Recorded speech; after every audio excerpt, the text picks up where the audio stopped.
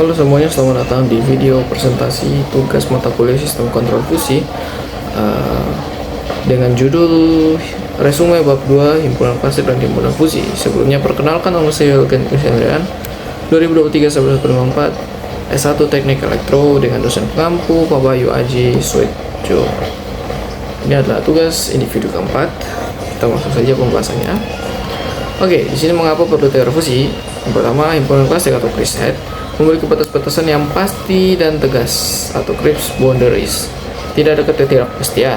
Sebuah elemen pasti menjadi anggota atau bukan anggota. Kemudian himpunan fuzzy atau samar ditentukan oleh sifat yang samar dan ambigu. Valgue, and ambiguous properties. Batas-batas himpunan tidak spesifik atau kabur. Inti konsep, yakni dunia nyata penuh dengan ketidakpastian dan ambiguitas, misalnya sangat panas dan agak panas. Teori fusi set hadir sebagai alat komputasi yang sangat efektif dan untuk menangani konsep ambiguitas tersebut. Oke, di sini ada semester pembicaraan atau X. Definisi: kumpulan seluruh elemen atau objek yang sedang dibicarakan dinotasikan dengan X. Elemen ini individu di dalamnya dinotasikan dengan huruf kecil x.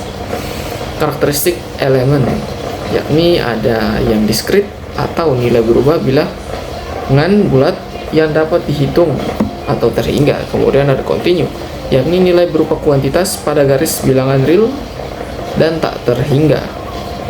Contoh realnya pada semester pembicaraan X, yakni kecepatan jam, suhu pengoperasian pada unit AC, arus operasional dari motor listrik atau generator, dan bilangan bulat dari 1 sampai 100. Oke, di sini ada kardinalisasi himpunan kuasa, yang mana kardinalisasi adalah jumlah total elemen diskrit yang ada di dalam sebuah semester pembicaraan X.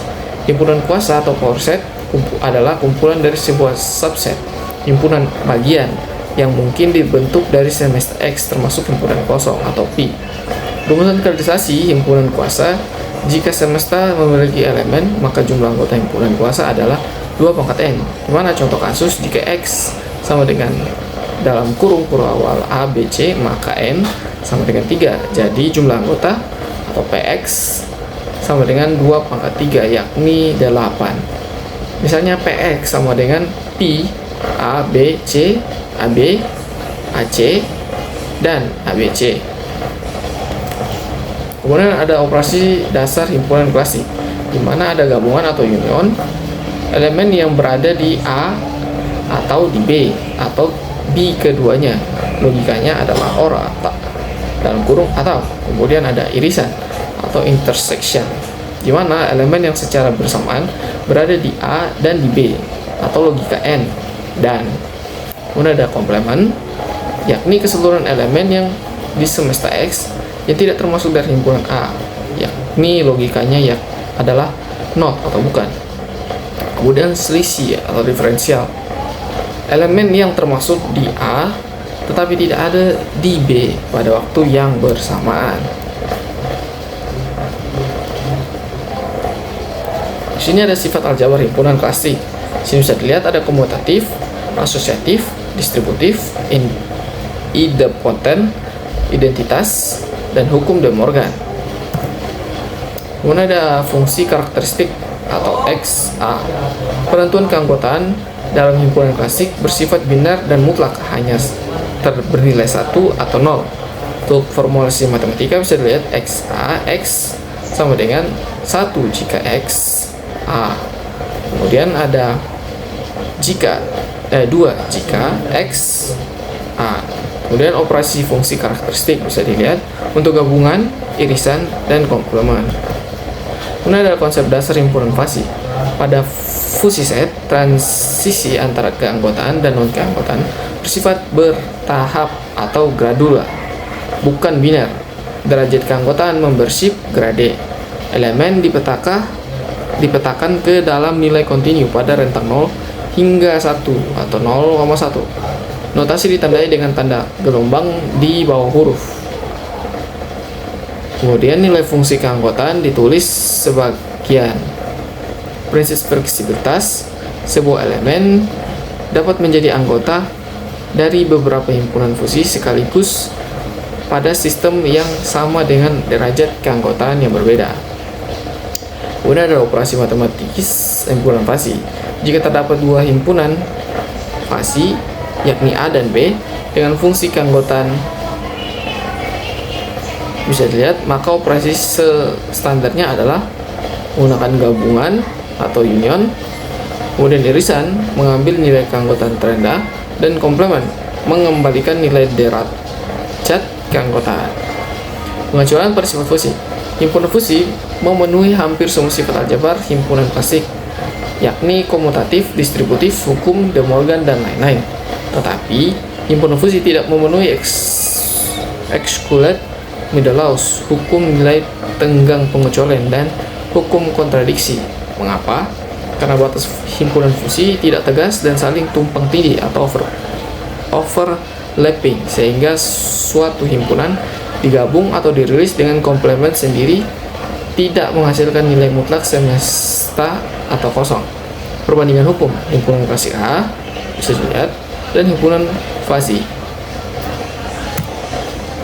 Untuk contoh perhitungan pada fasi bisa dilihat di sini. Diketahui ada dua baris himpunan fasi pada semesta diskrit X 1, 2, 3, 4, 5. Bisa dilihat, kemudian kita skip aja. Hasil operasi bisa dilihat gabungan, irisan, serta komplement ya.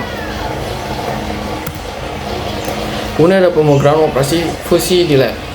Dalam komputasi atau simulasi sistem kontrol, operasi matriks fusi dieksekusi dengan menggunakan fungsi bawahan berbasis elemen atau elemen wish. Representasi kode M file sama dengan representasi matriks fungsi keanggotaan. A sama dengan 0, 0,5, 0,3, 0,7, 0,9, sedangkan B 0,2, 0,4, 0,6, 0,9, 0,1. Sama dengan ini adalah keterangan ya. Jadi kemudian lanjut pada fusi union, fusi intersection, dan fusi komplement. Bisa dilihat ada gabungan atau max-nya pada union, kemudian untuk intersection yakni irisan atau minimumnya, serta ada fusi komplement yakni komplement A. Kemudian kesimpulan, himpunan klasik Kripps menggunakan batas biner yang kaku 0 atau 1 dan cocok untuk pemetaan logika eksas. Himpunan fusi menggunakan derajat keanggotaan kontinu 0 dan 1 untuk mempresentasikan kedekatan nilai pada batas yang sama. Kemudian ada operator max dan minta menjadi fondasi matematika utama dalam memproses gabungan dari irisan pada sistem berbasis logika fusi. Perbedaan mendasar aljabar keduanya terletak pada konsisten law excess middle dan contradiction pada himpunan fasi akibat adanya sifat tumpang tindih atau overlap. Oke, mungkin cukup sekian yang bisa saya sampaikan. Untuk sumbernya bisa dilihat bab 2 siskon fasi pada buku Fuzzy Logic with Engineering Application oleh yang dikarang yakni Timothy J. Ross. Terima kasih. Sampai jumpa. Assalamualaikum warahmatullahi wabarakatuh.